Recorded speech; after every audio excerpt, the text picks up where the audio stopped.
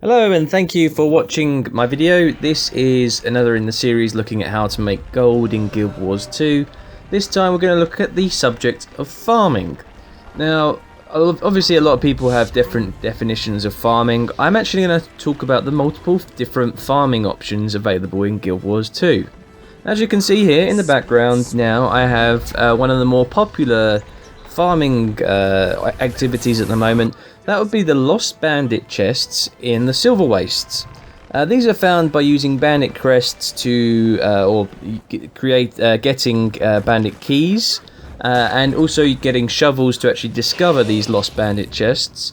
And you can acquire these through completing the events in the Silverwastes. They really aren't too tricky.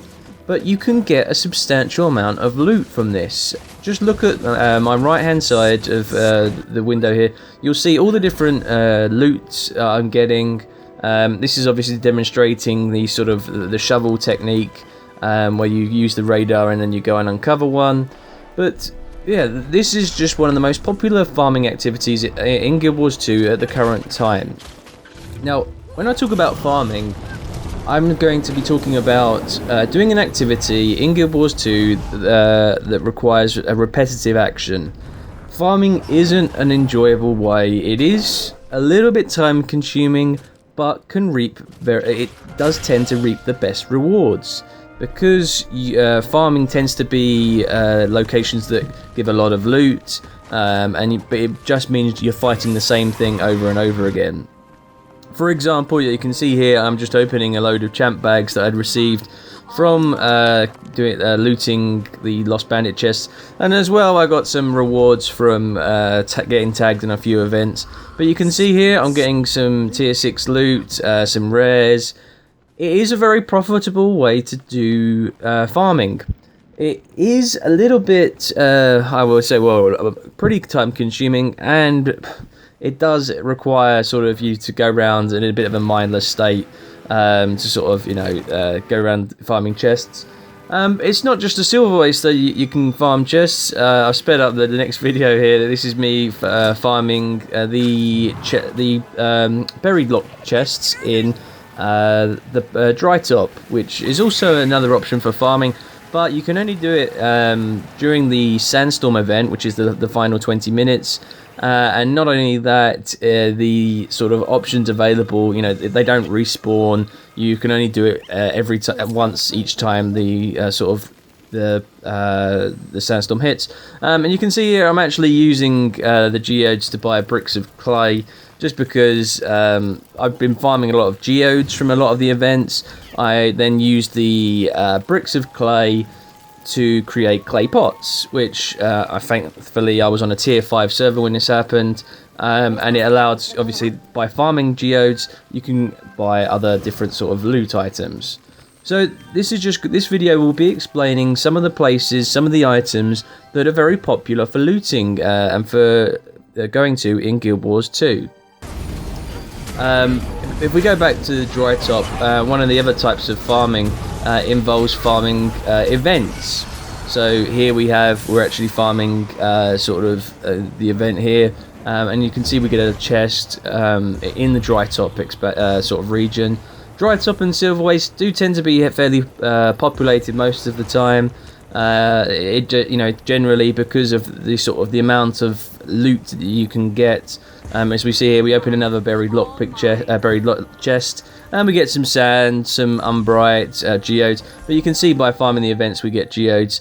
Again, I'm just going around farming some the buried lock chests in dry top. But here we have events again in dry top. This is Haze is a very, very popular event that spawns twice usually during the sandstorm event, because you can see me here, I'm nuking away and trying to tag as many of these either the dust creatures or the devourers, because you do get, particularly from the dust, you get a lot of sand. You have the chance to actually get lodestones. The charged lodestones can drop from the dust. And you can see me speed up this event just because, again, farming the events, you get geodes, you get sand. It's a way of, getting a lot of it, high wealth loot. And so we come to the farming. What types of farming are there? Well, this is going to be this bit. We'll talk about sort of the materials, the farming that you can do by going out and harvesting. It will also include a few other things, but as you can see here, I've put most of these items into my inventory, taken out from the bank. These are all materials that you can get by harvesting. And it includes a lot of the food types that you can also get through harvesting. Some you actually do get through drops, and we're going to talk a little bit about that as well. But the majority, if we open up our inventory, you've got obviously all the woods and all the ore that you can get. Why should you go out and farm this? Well, let's have a look, and this will include a lot of the food as well. But the logs, I mean, only sell for 51 copper. But if you think about it, it takes you, if you salvage 3, that gets you, sort of 1.5 silver. But look here, a stack of greenwood logs gets me a gold. Alright, you've got to divide that by 3. For the amount, obviously you're doing 3, you get 3 logs at a time every tree you cut down, and it will take you a lot of trees. We're talking over sort of 80 trees here, sort of 84 trees. It will take you to get 250 logs. Again, with the softwood, they're pretty expensive as well. I've got 42 here. They're just worth almost, well, minus the tax and the listing fee, gives me 40 silver. If we look at one, if you salve it for 3 logs, so 1 tree, that'll get you 3 silver. That's the cost of an iron sort of salvaging pick, not a sort of a log axe. That's how much it costs. So you make your money back from that chopping down 1 tree. A hardwood tree is also worth over a silver. Come to the ancient wood log, pretty expensive. I've only got 2 left, but if you chop down from 1 tree, you could make almost 15 silver. Alright, minus the tax, it'd probably bring it down to about 13. But just by chopping down 1 ancient wood tree, you can make 13 silver. Before mega servers used to come in, what I would do is I would find an ancient wood log node in a particular map, and I would put a load of my alternative characters there. So I'd have 5 there, and I would spend 5 minutes just logging through each one, and I would make a couple of gold within 5 minutes. Ancient wood logs are very useful to salvage, but obviously if you look at the difference, the elder wood logs are vast. There's a vast number of them in the actual game, just because it's if you're in level 80 and salvaging rares or masterwork items, or even sort of blue common items, you will get elderwood logs very easily. So elderwood logs, oddly enough, are worth less than the greenwood log. We come down, we have the ore, the copper, the silver and the gold. Silver is not really worth that much. You don't use silver a lot in game, only for the jewel crafting.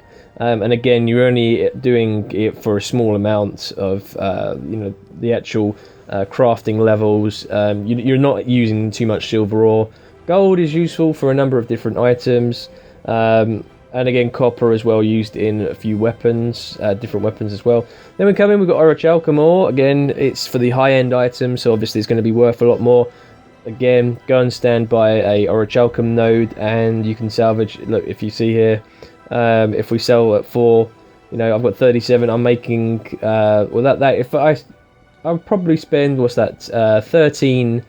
No, it's not even that. It's 12 nodes I'd salvage. And that's 1.5 gold minus 22, so 1.2 gold just by harvesting nodes. This type of farming is repetitive. It can be boring. You have to go from a waypoint to find the node, but it is also extremely profitable. For if you have a lot of characters in the same area, salvaging, you can harvesting, you can get a significant amount of gold from this. Again, we look at mithril. We compare mithril to the elderwood log. it's pretty cheap mithril ore. But platinum and iron tend to be sort of neglected ores that people forget about. Iron ore is used in both the sort of iron and also the steel crafting track, so it's pretty important. And the platinum as well for dark steel is utilized as well as the platinum ore and the platinum ingot.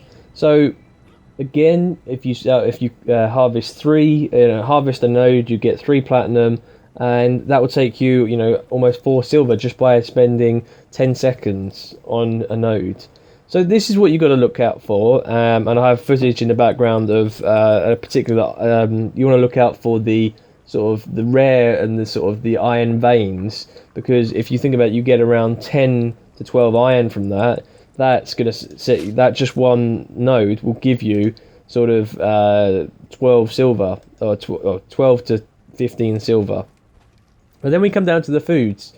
These you can harvest from a lot of nodes. The sort of harvesting for all the little plants you can harvest, and it's just if we look down what's worth a lot. Carrots, okay, they're worth 1 silver, not too bad. But if you're going for food, it can add up.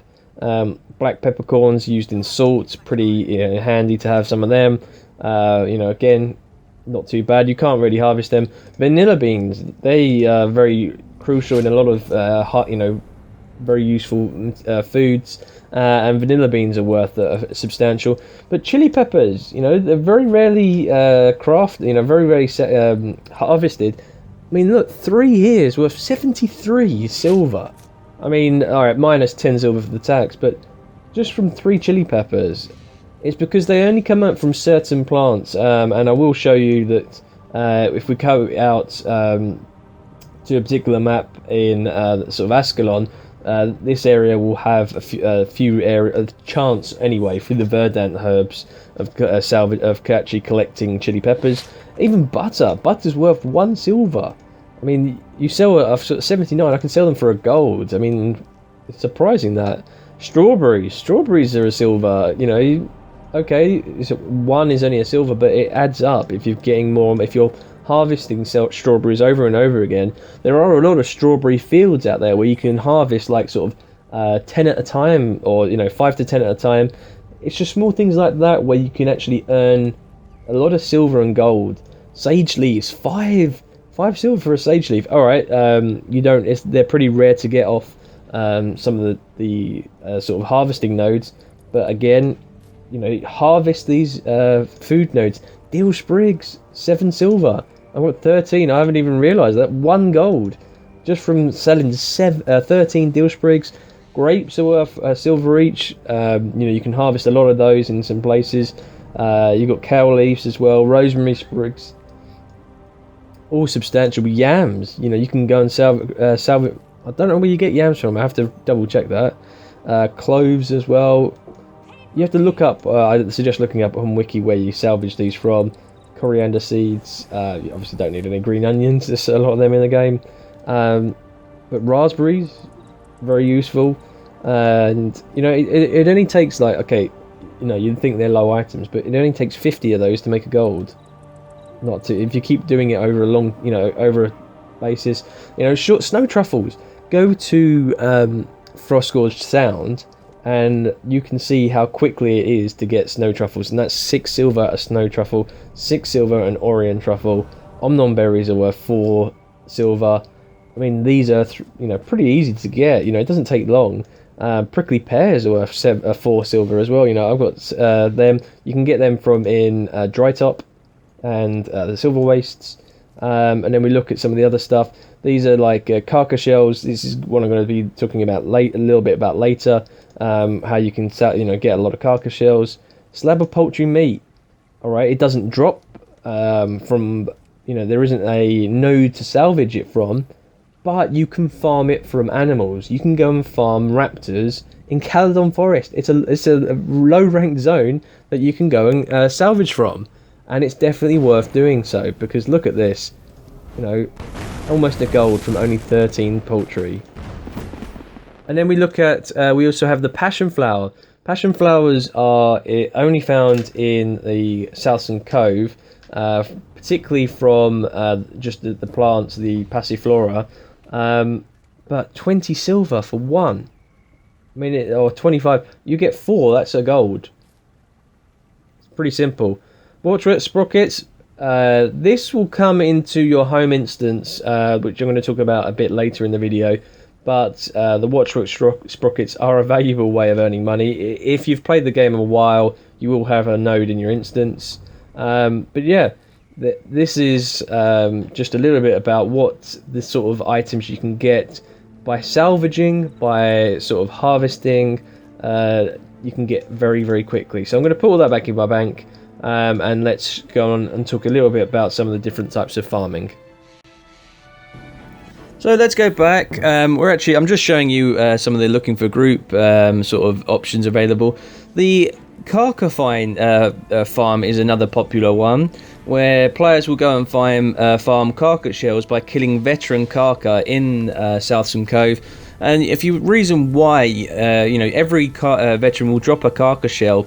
But let's look how much the actual karka shells are. They're 7 gold. Obviously, this can vary by the time I've uploaded this video. It is a big option. A lot of people do it. But if you think about it, I've got 100 karka shells there. If I sell them at the base rate, that's 5 gold. It is a substantial amount. People spend a lot of time farming Southsun Cove, just going up and down. Sort of the karka, sort of in the Southsun Cove farm, just killing the veteran karkas. I think they spawn every sort of 10 to 15 minutes. So yeah, that's another event, another type of material that is farmable. And let's talk about materials, sort of the nodes that are in the world that you can actually go to. This is a farm. This is a type of farm. You do go around the world, and there are nodes all over the place. It is worthwhile going and scavenging, and chopping down trees and mining the ore. They are worthwhile going to these locations, and because the mithril, the orichalcum in particular, the ancient wood logs, they're all valuable items, and even the mithril and the elderwood logs, it's worthwhile just salvaging them because it gets you a few extra silver. It means you don't have to buy them all the time. It's worthwhile. For example, I used to have a number of alternative characters before the mega servers came in. I would plant each week that the servers sort of reset.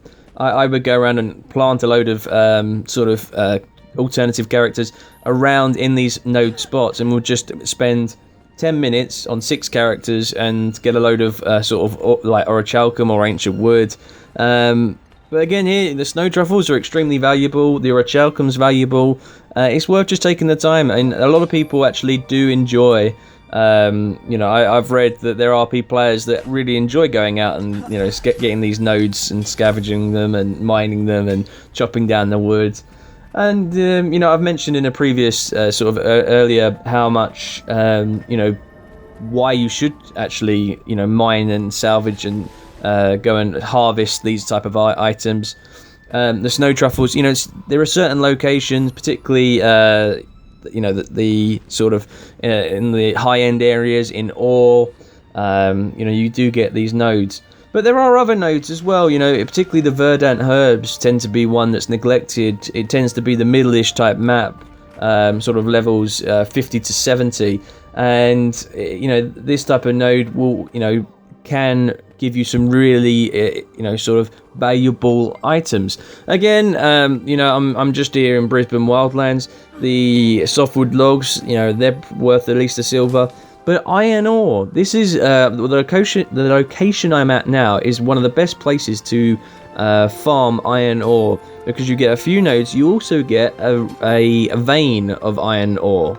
It's usually in this location here where I am now, and this will get you around 10 to 12 sort of drops of ore over the iron ore, and again, that's again around about 10 to 12 silver each, and it is substantial. It builds up and up and up. You can go around if you spend, I don't know, sort of 20 minutes going around, you can easily farm at least a gold's worth of ore and materials just by finding out where the most popular and most sort of sort of profitable nodes are, and we're going to these locations.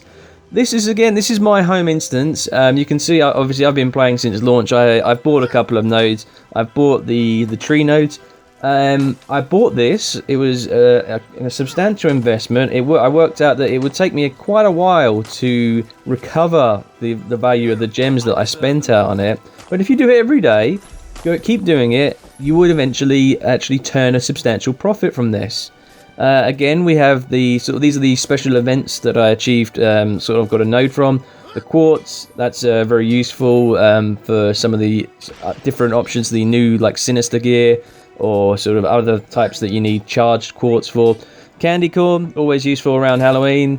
And this actually, the sprocket generator, that gives Watchworks rockets. They actually are very valuable as well because they're used to create some runes that are pretty substantial. I bought the basics cloth rack again, getting that extra little bit of loot, the wool and the jute scraps, or sort of cotton occasionally. It adds up, and I get a Winter's Day gift tree. By doing this every day, you can earn sort of half a gold a day. But if you keep doing that every day, you're going to be earning 3.5 gold every week just by going into your home instance. If we look here, the Watchworks sprockets, 3 gold. I sell 7. That's 20 gold, 20 silver. Just by doing that again. You can see I'm just going through here showing you some of the prices that a lot of the things you harvest from your own home instance can be worth. I've spent less than a couple of minutes in here. It's pretty easy to do.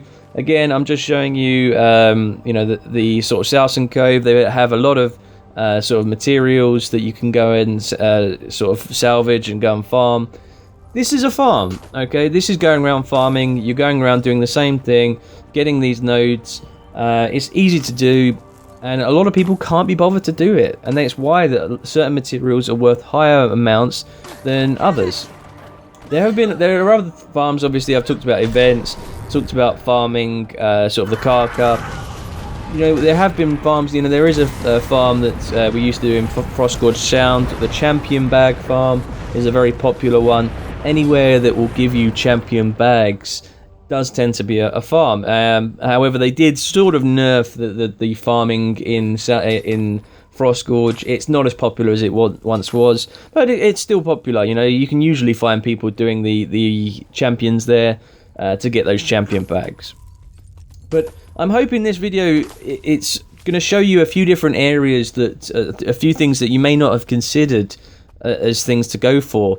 And the reason being, I'm trying to come up with different sort of options where you can get gold from Guild Wars 2, and this is a bog standard way. It isn't something that people will be unaware of. The majority of people watching this will know what this type of farming is, but there are different things, little nuances that come and go with each update, and I'm just hoping that people watching this will just take look at things that actually are high worth value items and think, okay, yeah, I can keep going around doing that. If I see a tree, I'll chop it down because it'll get me, in the long term, it's going to get you a substantial investment. Like a level 60.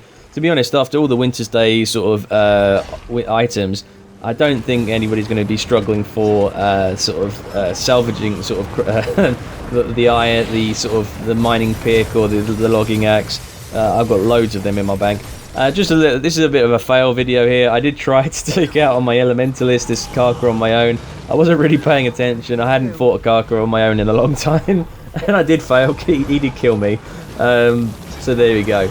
But guys, thank you very much for watching. I'm hoping, obviously my topics are how to make gold is starting to get a little bit smaller.